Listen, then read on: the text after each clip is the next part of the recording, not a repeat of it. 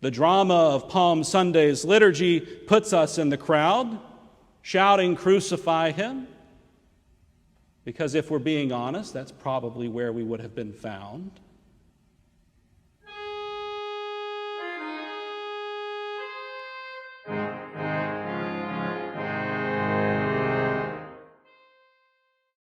You know, the cross was a swear word.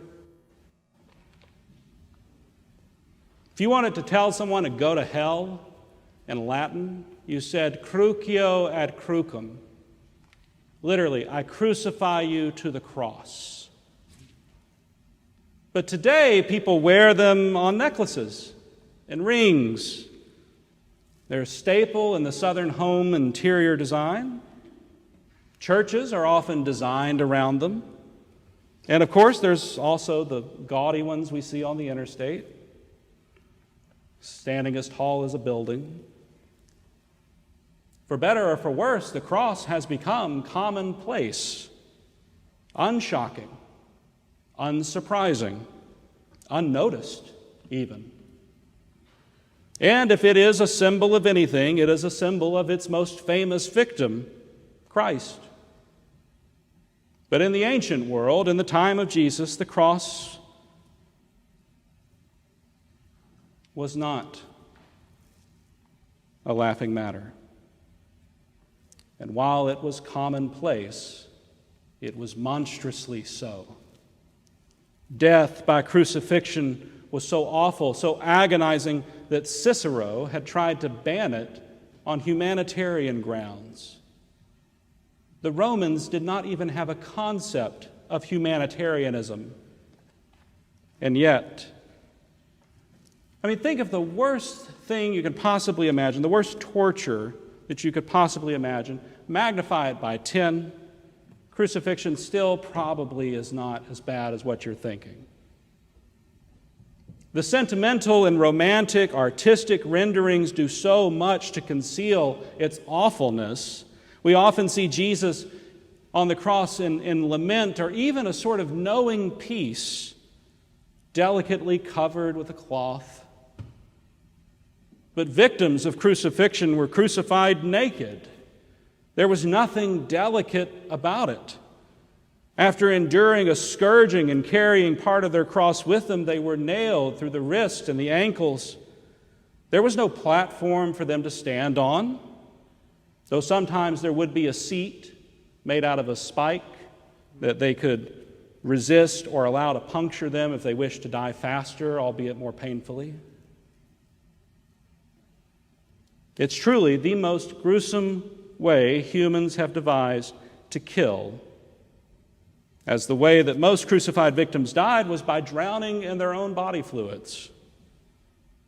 Though some would receive mercy and have their legs broken to hasten death. This was not a saintly affair. It was the wages of sin being paid out. How else can you describe something so horrid, so terrible, so excruciatingly, which, by the way, excruciate from the cross, excruciatingly awful, and yet, here in the midst of this unimaginable pain, this unfathomable anguish, here we see, as we have never seen before, the glory of God. In all of his forsakenness, we see God's power in a way that must defy every expectation we could have possibly had.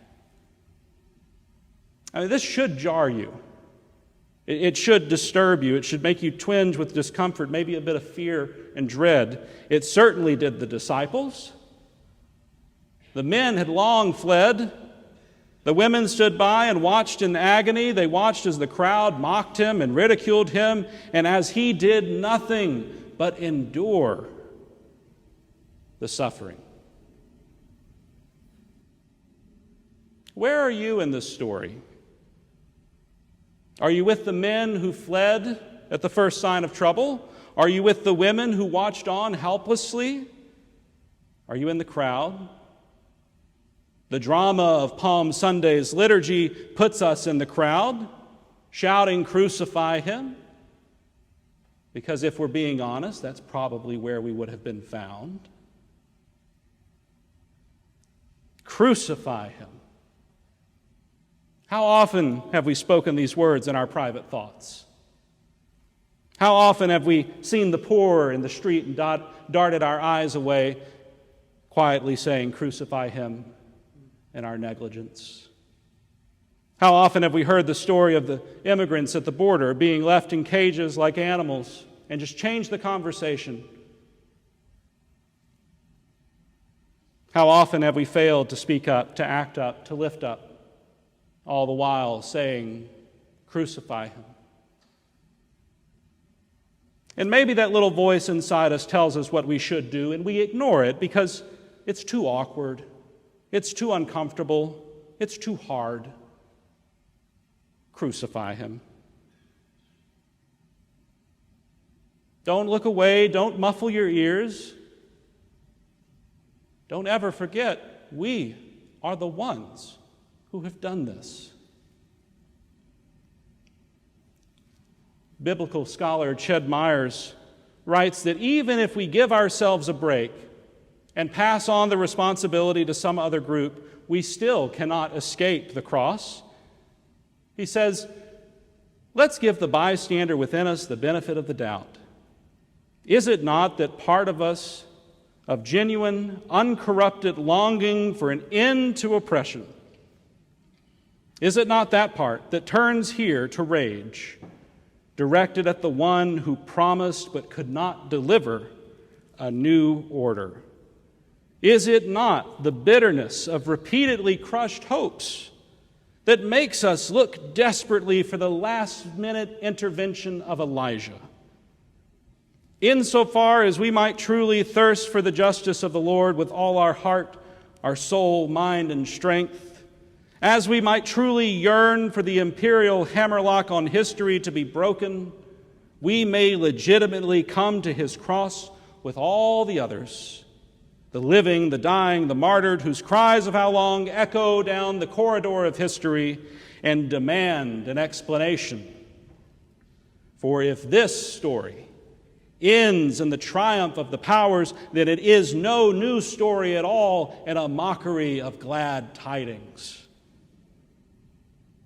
Have the powers won? That is the question Mark gives us as we go in this week before Easter. Have they won? We read in Mark's gospel that Jesus gave a loud cry and breathed his last. These are the same words, if you'll remember from January, the exorcism of the demon at the synagogue in Capernaum. When Jesus cast out the demon in the synagogue, Mark described that exorcism the exact same way. Only 2 times this phrase shows up in Mark's gospel: the exorcism and the crucifixion. Mark is asking, have the powers once again perverted God's will? Have they exorcised Christ and claimed victory over the crucified one? Is this how the story ends? I mean, think of your own lives. Many, if not most of you, have sat with the dying. You've heard the sounds, the last sounds they make. Surely that cannot be how the story ends. Surely it is not the powers and principalities that get to claim victory. Surely it is not that death rattle that gets the last word.